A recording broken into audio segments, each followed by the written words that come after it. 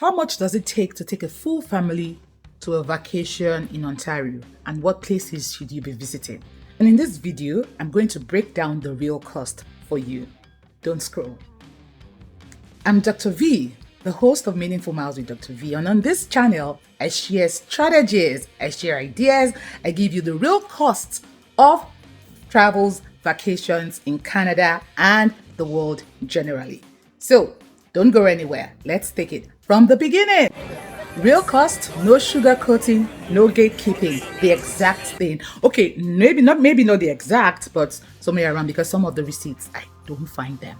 Okay, this was a family trip. We're 13 of us, but somewhere along the line, 4 other family members joined us, so we became 17. So just in some videos, you will find us 13, in some we will be 17. So the real breakdown I'm going to be sharing for you will be for the number of us that went on this vacation. Now, we did not include flights because everyone came from different locations and that's it. So take out flight, we're talking $15,600. Does that sound like 17 people? Do the math. How much for each person for an 11-day vacation? Let's start with Niagara Falls. We went to the Niagara Falls, and one important thing you want to do is to book online for the Niagara Falls tickets. You have an option of having 2 days or 1 day booking, but we didn't do that. What we did was we just went around the Niagara Falls, but we did 3 major activities at the Niagara Falls.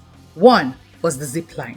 For the zip line, we booked ahead for 10 of us because not everybody wanted to go on the zip line. Go to wildplay.com and please book ahead. Everything we paid was about $700, $699 for the zip line. Then we went to the upside down house. This one, lovely, super, and great for pictures, videos as well. How much was this one? It was less than $300. I can't remember, but I'm going to put that on the video as you're watching. Upside down house, everything looked really good. We're looking like we're upside down. Did you like this one? Tell me in the comment section. Now, this one shocked us. This one is the Skyline Tower. Oh my word. We had dinner in the revolving dining room where we sat down and we saw round Niagara. The building was revolving. In fact, we took a car, one yellow kind of thing that took us up. And then when we got in, we sat down and we found ourselves going round Niagara. We saw everywhere in Niagara while eating. For this one, we also booked online. We paid after eating. We paid about $1,200, something around that number. Yes. Yeah, because we had to give gratuity for a party over 8 people. So don't forget that. 18% gratuity for parties over 8 people. Was it worth it? Absolutely. We haven't forgotten the experience even right now as I'm talking to you. But hey, you need to plan for it. That would be about an average of $100 per person because we were 13 of us who went to the Skyline Tower. And then we went to the Toronto Zoo. Now, if you have kids, this is a must for you because many kids love animals.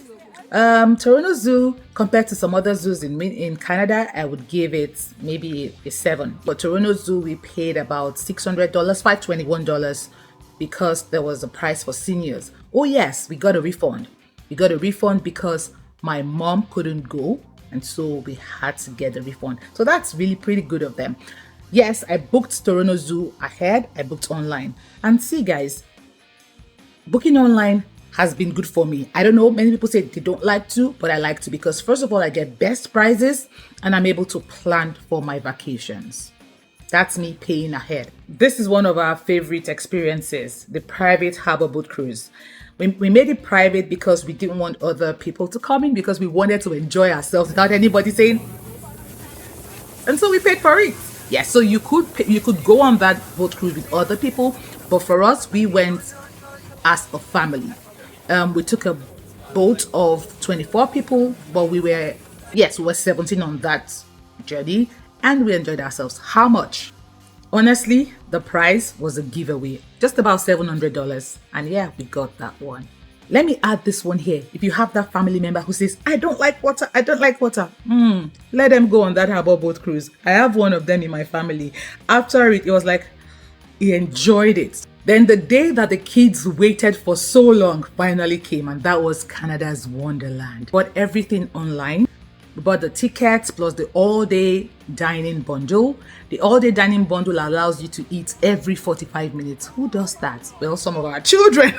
But there was so much fun that they couldn't even eat every 45 minutes. But here, you have that pass that will give you food for every 45 minutes and drinks for every 15 minutes. So we stayed from the morning till night at the Canada's Wonderland because we had to do almost all the rides. It was just about $1,655. So if you're going to Canada's Wonderland with family, my advice is that you get the dining bundle. You will love it. Then we went to Bubble Planet. Bubble Planet is everything that a child will want and an adult will want. That day, we just forgot about being adults and we went back into our child body. It was so good. $400, we did everything including the virtual reality. The virtual reality was kind of calm compared to others. Bubble Planet, a must.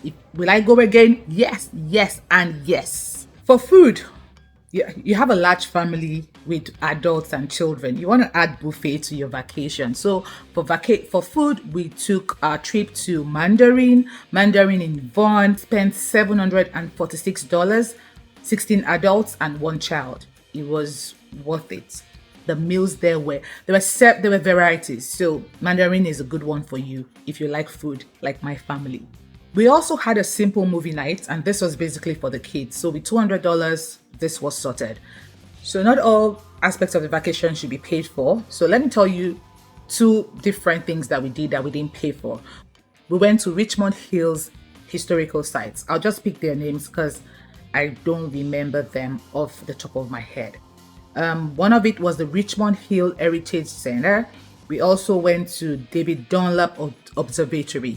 Now, these are places that you want to go to and you want to learn. One more place I don't remember, but if you check our video here, one of the videos for Richmond Hill vacation, you will see where we went to. And lots of things for children to learn at the Richmond Hills historical sites. Then, we went to Lake Wilcox Park. That one was also for free. We just got there, enjoyed our time in the park. That was it. We did kayaking in the park. We had fun at no cost to us. Okay, apart from the outings, what other costs did we have? Of course, the Airbnb that we stayed in was just a little above $4,000.